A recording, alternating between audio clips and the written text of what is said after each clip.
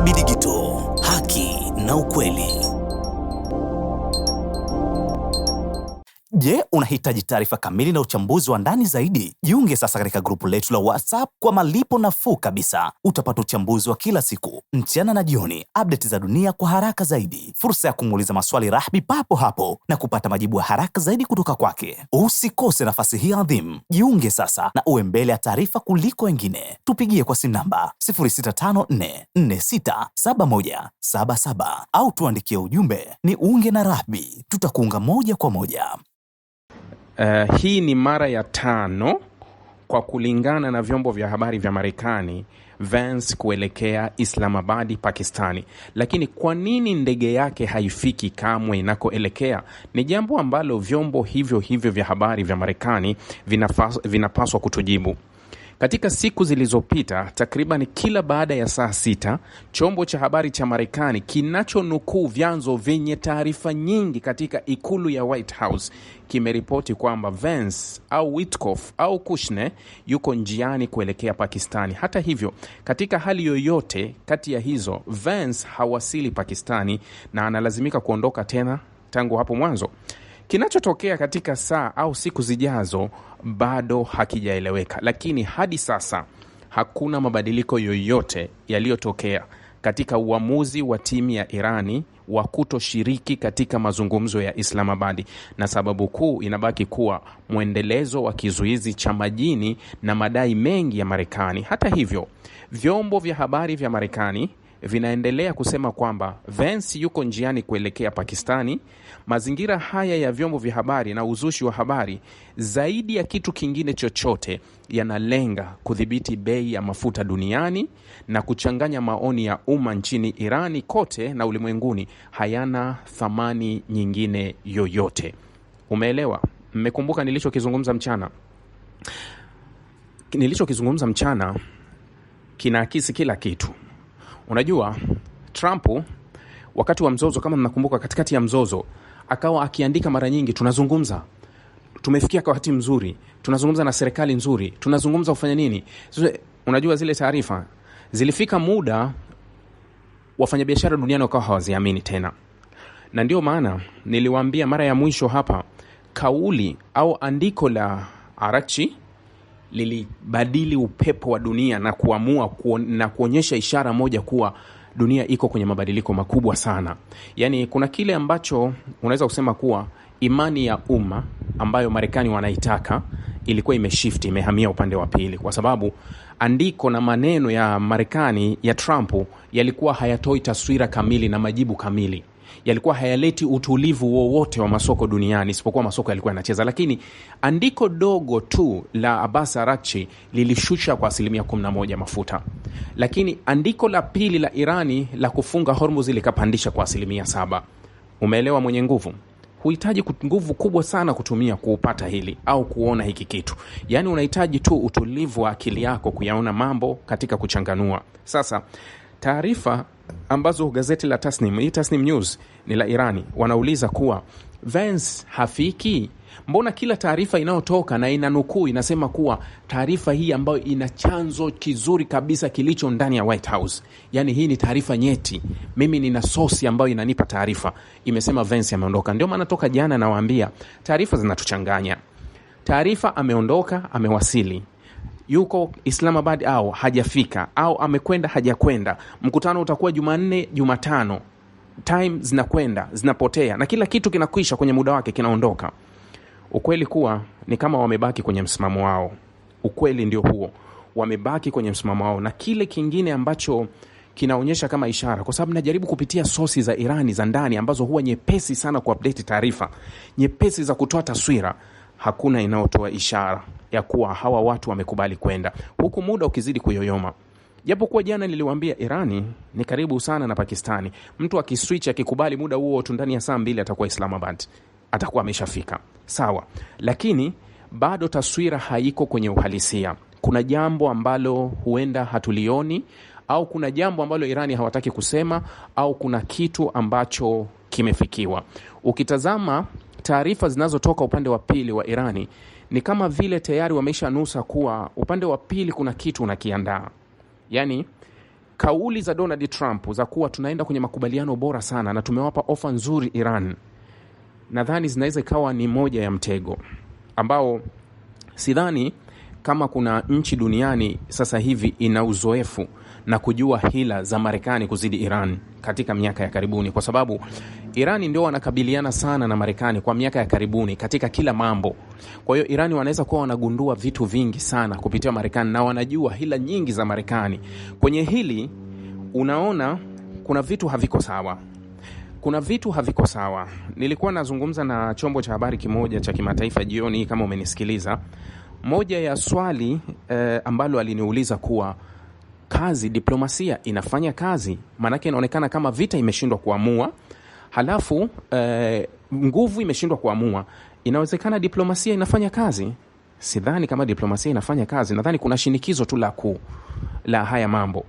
Au aliniuliza kuwa vipi jumuiya ya kimataifa nafasi yake. Nikasema unajua, tuna kile ambacho nilikijibu, niwaambia kuwa tuna shida moja, kuwa kuna baadhi ya nchi ndio zinaitwa jumuiya ya kimataifa. Yaani maamuzi ya nchi fulani inakuwa ni jumuiya za kimataifa. Jumuiya za kimataifa unakusudia kusema UN na mashirika mengine, hiyo jumuiya za kimataifa. Na hao wanaoonekana kama jumuiya za kimataifa tunavyojua sisi wa Afrika kama EU na wengine, jumuiya za kimataifa ambazo huwa hazioni. Yaani kuna wakati hazioni kabisa na kuna wakati zinaona sana. Jumuiya za kimataifa zenyewe huunga mkono uvunjaji wa sheria wowote ambao una faida kwao. Hiyo ndio inaitwa jumuiya za kimataifa. Yaani huunga mkono uvunjaji wa sheria wowote ambao wao wanaunga mkono, yani ambao wao wanausapoti. Lakini wanaweza wasiunge mkono sheria na haki ya wengine ambao sio ndugu zao au katika sio nasaba zao au sio katika wanaofanana nao. Nilimpa mfano nikamwambia tunaweza tukaishi kwenye miaka 3 nyuma tunasema ustaarabu wa dunia umeondoka na haki ya dunia imepotea na jumuiya ya kimataifa imepoteza hadhi yake. Wakati tupo kwenye mzozo wa Urusi na Ukraine, wakati tupo kwenye mzozo wa Sudan, wakati tupo kwenye mzozo wa Gaza, tunaweza kusema hivyo. Ilivyokuja kwenye mzozo wa Greenland na Urusi na Ukraine, sheria zilionekana zinafanya kazi, zipo na ziko wazi. Zikaanza kutafsiriwa na kutajwa hizo sheria vizuri kabisa. Lakini hizo sheria hazikuweza kusimamia maslahi ya wengine hapo nyuma tu, lakini hata mbele ilivyokuja kutokea haziwezi kusimamia chochote. Lakini zinaunga mkono kile ambacho kinaonekana. Ulimwengu hauko kwenye usawa fulani.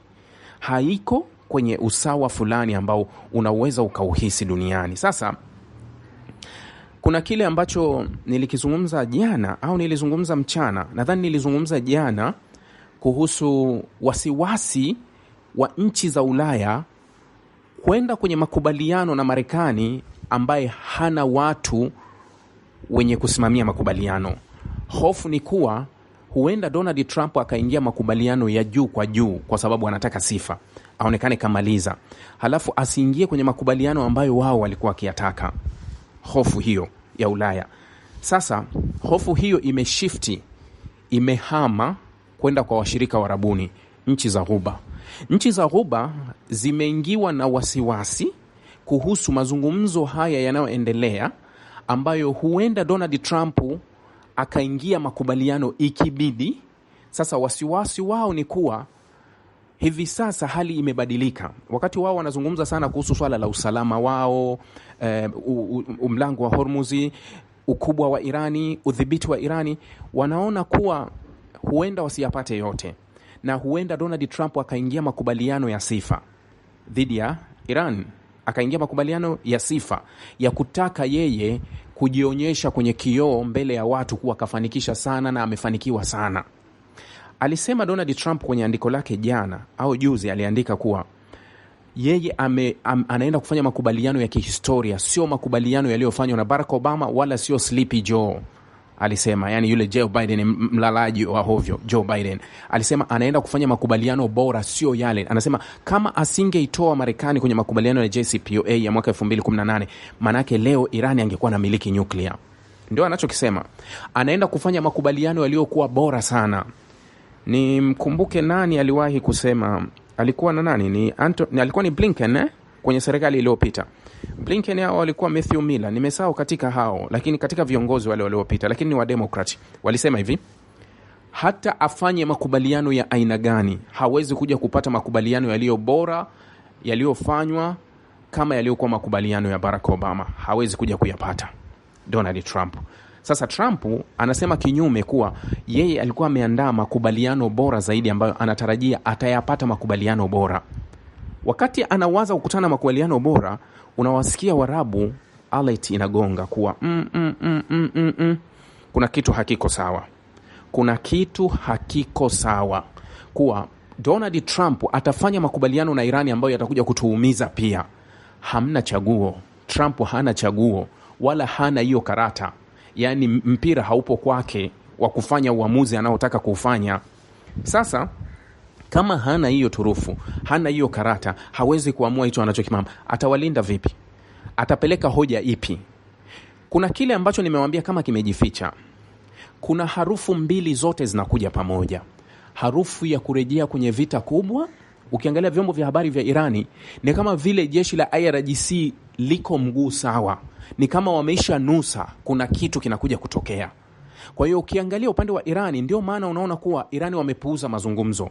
Kwa sababu wanahisi, au mimi nahisi huenda, haya mazungumzo yasije kama yale ya kwanza ambayo ilikuwa siku 2 kabla ya kwenda Muscat, Israel akaswitch.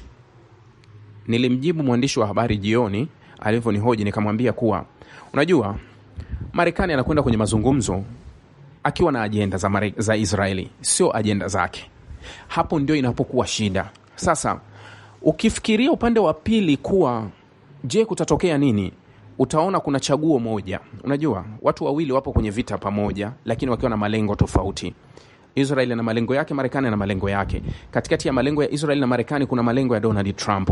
Katikati ya malengo ya Israeli, Marekani na Donald Trump kuna malengo ya Netanyahu. Nani anapata nini kwa wakati gani? Ndio maana unaweza ukahisi kwa mbona mambo yanageuka juu chini, kila kitu mbona hakikai sawa. Yani watu wakirekebisha huku kuna toboka, wakirekebisha huku kuna toboka. No, haya yanayokuja kuna mwingine atamfaidisha, mwingine hayamfaidishi. Kwa hiyo yule hafaidiki atakubali amalizike, anayablock. Hapana, hii haiwezekani. Ulishawahi kukutana na biashara ya madalali? Yani dalali yeye anakuwa ni dalali, labda anauza nyumba. Sasa unakuta kuwa ile nyumba ametafuta mteja kakosa, lakini unakuta sasa yeye ana mteja wake ambaye alimwahidi labda mwisho wa mwezi. Alafu kuna mteja mwingine anatokea katikati ambaye si wake, anataka kumaliza hiyo kazi haraka. Unajua fitna ya madalali? Yani fitna ya madalali huwa mbaya. Au nikupe mfano, wewe una eneo lako, una nyumba, vyovyote unauza, una shamba, una kila kitu. Umeisha wapa madalali, bana iko hivi na hivi na hivi na hivi. Sawa, bei yangu ya mwisho bei kadhaa. Sawa, dalali katafuta katafuta hajapata. Sasa mara madalali wanakuja kujua kuwa mteja umempata wewe mwenye mali ambao haipiti kwao. Omba dua wasimjue, wala namba yake wasimjue. Hufanyi hiyo biashara. Wataenda kumchochea yule mzee, usinunue hapo, kuna mgogoro wa hatari. Hapo kuna cases kibao, hati alionayo ni feki. Kila kitu yani kuhakikisha ile kesi kwa sababu anasubiri nini? Akija mtu wake ndio utamharibia. Hiyo fitna inapigwa hivyo. So kwenye hili swala la Donald Trump na Netanyahu kuna fitna kubwa ambayo inatokea katika hapo. Yani kuna fitna kubwa inatokea kwa sababu Trump anatafuta angalau afiche taswira yake, huku ndani ya Marekani hali ya kutokuridhika ikiwa kubwa sana. Netanyahu anaona utulivu unaenda kuchafua taswira yake, kuwa tubaki hapo hapo tulipo, tupigane tu ili hakuna mtu atakayenijadili mimi, tujadili vita tu. Hilo unaliona. Lakini ulimwengu bado una struggle na kulia. Wewe fikiria kitu kimoja, kuwa nani mwenye jukumu la kuhakikisha kuwa mambo yana utulivu au utulivu wa duniani? Utaona kuwa Marekani ndio mwenye hilo jukumu. Marekani ana jukumu, ndio maana Marekani anaamua kudanganya. Yani pale Irani wanakuambia sisi hatupo kwenye mazungumzo, wala hatuendi kwenye mazungumzo. Lakini Marekani anajaribu kuclear picha, kuiweka taswira nzuri duniani, kuonyesha kuwa yapo na Vance ameshaondoka. Kwa sababu masoko yanaangalia upepo unaendaje. Vance kaondoka, hajaondoka? Ameondoka. Watu wanatulia, basi kuna hope fulani. Lakini Vance hajaondoka, hali ni mbaya. Kwa hiyo unaona mwenye jukumu ni hilo, ni Marekani. Sasa Marekani ana majukumu mengi katika hili. Anatakiwa atulize soko, Marekani anatakiwa atulize mihemko ya ndani ya raia wake, Marekani anatakiwa ashawishi serikali yake izidi kutoa fedha nyingi sana, Marekani wakati huo anatakiwa amridhishe Israeli kwenye hili, Marekani wakati huo anatakiwa aminye Irani, na Marekani wakati huo anatakiwa abalance mechi kwa Irani kwa sababu kakabu wako sehemu mbaya. Marekani wakati, sio, umeelewa? Yani yupo kwenye engo ambayo haisemeki yupo kwenye engo gani, lakini yuko kwenye engo mbaya sana. Marekani yuko kwenye engo mbaya. Sasa mfano taarifa ambayo imeandikwa na Reuters jioni hii, Trump alikuwa anazungumza na CBS News nadhani. Inasema hivi, Trump says he does not want to extend Iran ceasefire. Yani hii ni kwenda kutamba na mali ya urithi ambayo inawezekana sio yako, au unaendesha gari ya mjomba unawatambia watu ovyo vyote vile, unamiliki kitu sio cha kwako. Anaposema kuwa Marekani haitoongeza ceasefire pale muda utapokwisha. Jamani, nani alitaka ceasefire? Yani nani alitaka usitishaji wa vita? Kwa nini wenzako unavyowaambia wala hawaogopi? Yani huo wimbo unaurudia na kurudia, unauimba wewe tu kuwa hatutoongeza, not extend, yani hatu extend ceasefire yoyote na tutawapiga mabomu na kuwapiga. Mbona kama kawimbo hawakaogopi? Niliwahi kuambia kuwa unapokuwa na mtoto halafu wewe umeamua kuwa unamtisha tu, kila ukirudi unamtisha au unamtandika tu, anakuwa nunda. Sasa pale mtoto anapogeuka kuwa nunda, anakutia hofu mzazi. Huyu mtoto huyu asije hata kanipiga kisu. Huyu mtoto huyu asije kuwa kaanza kuvuta bangi. Huyu mtoto asiwe, yani kuna kuwa ile nadharia nyingi zinarudi kwenye akili yako. Huyu mtoto asiwe, kwa sababu nani kamfanya kuwa vile? Wewe umemfanya kuwa nunda kwa sababu umeshindwa kumlea katika nafasi nzuri ya kuwa unamuelekeza, unamtendea haki, unampa. Sasa kuna wakati akifika kuwa sisi wote ni watu wazima, haijalishi wewe ni baba, wewe ni mzazi katika nafasi hiyo, ni title na cheo chako. Lakini linapokuja kwenye mabavu, inaweza ikana mtoto akawa na mabavu kuzidi mzazi. Sasa unafanya nini? Unaweza kumpiga makofi? Unaweza fanya okay, mzazi kama mzazi anaweza kamrarua makofi vyovyote vile. Lakini mtoto akigeuka kuwa nunda, anakupa hofu mzazi. Vizuri kabisa, anakupa kwa sababu umemtisha sana. Sasa anachokizungumza Donald Trump kuhusu hatuto extend, unamuuliza swali, unamtisha nani? Yani kuwa wao wanakuogopa wewe ukiwashambulia, au wao wewe ukipiga mabomu kuwa wao watajifungia ndani, hawatorudisha au hawatofanya lolote kwa sababu wewe ni nani? Ni Marekani. No, hivyo vitu wala haviko, yani haviko kwenye nadharia ambayo iliyo ya wazi moja kwa moja. Sasa kuna taarifa moja ambayo imetoka tena jioni, inasema US sees tankers in international water as Irani truce deadline near. Marekani inatangaza kuteka meli nyingine ambayo hii meli fikiria, hii meli inatajwa Jumanne ya leo, ilionyesha kwenye location yake ilipo, ilikuwa pembeni ya fukwe za Sri Lanka na Irani ni takriban kilomita 4,000 na plus 4,000 na kilomita, umbali wake ni mbali. Sasa kwa nini Marekani inataja dakika hizi kuwa imeteka meli ambayo ina uhusiano na Irani, japo kuwa meli hiyo haina utambuzi wala haina bendera ya nchi yoyote, isipokuwa tu ina connectiwa kuwa huenda ina uhusiano na Irani? Irani hawajatoa taarifa yoyote kuhusu. Unajua kwa sababu gani imetokea? Mnakumbuka mazungumzo yangu ya mchana na mazungumzo ambayo yaliripotiwa na baadhi ya vyombo vya habari vingine, mfano Al-Maidani waliandika hivi, waliandika kuwa iliandika kuwa Iran tanker break USA block reach territory waters. Hii taarifa iliandikwa na, yani meli ya Iran imepita ile blockade, imeenda. Na niliwasomea hii taarifa kutoka Reuters kama mnakumbuka, mazungumzo ya mchana niliwaambia. Sasa katika hii taarifa imeandika Irani tankers bypass US Hormuz blockade report say. Unakumbuka hii taarifa? Sasa hii taarifa imekuwa ni taarifa kubwa ambayo imeandikwa sana na vyombo vya habari. Tunaifutaje hii taarifa? Kwa sababu inaonekana ni udhaifu. Yani inaonekana kama vile tumelegea. Sasa tunakuja na taarifa mpya ya kushikilia. Sasa hebu jifikiria kitu kimoja, kuwa mfano huu uzuiaji wa meli wa Marekani uliofanyika Sri Lanka kilomita 4,300 kutoka Irani. Unadhani kuna meli ngapi ambazo zimeisha cross Hormuz ziko upande wa pili, ambazo zina uhusiano wote na Western America na wengine? Nilishawaambia hivi, ukitaka kuteka meli haisei utumii nguvu, kwa sababu saila hawana silaha. Hata kama wanazo ndogo hawawezi kujaribu kupambana kwenye silaha kubwa. Yani kuwa ni helikopta moja tu inakwenda, unachukua ile meli unapeleka ngambo ya pili, unaiteka, unarudi kule. Mbona Wahuthi walikuwa wanaweza kuzizuia tu meli kirahisi tu, unazuia, unafanya hivi. Kwa hiyo huu mchezo hauwezi ukatoa suluhu ya hili, lakini katika mazungumzo ya jana niliwaambia kuwa ni sehemu ya mchezo wa Irani kupumbaza. Ni sehemu ya mchezo ambao Irani ameamua kupeleka dunia kwenye hilo. Kwa sababu nimevyowaambia kuhusu Waarabu wasiwasi wao kuhusu ya makubaliano ya Marekani na Irani, mmoja ya wasiwasi wao mkubwa kuwa mazungumzo haya hayatotoa suluhu, kwa sababu Irani kaigeuza mechi. Leo hii anajadili kuhusu Hormuz tu, kuwa hali ya kuwa wao walichokuwa wana wasiwasi ni makombora, nyuklia na nini. Je, wanaenda kujadili nini ambacho wakipate kwa Irani? Kwa hiyo wasiwasi umekuwa ni mchanganyiko wa haya. Kwa hiyo hili la Irani, Marekani kuteka meli za huko, nadhani wakikaa huko hawa viongozi wa Irani wanagonga chairs sana.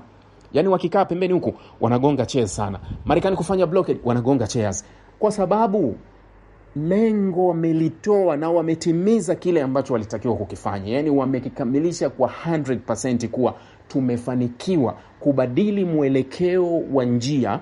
Tulivyokuwa tunaelekea tumebadilisha upepo wote. Tulikuwa tunaenda kaskazini, sasa tunaenda kusini tu.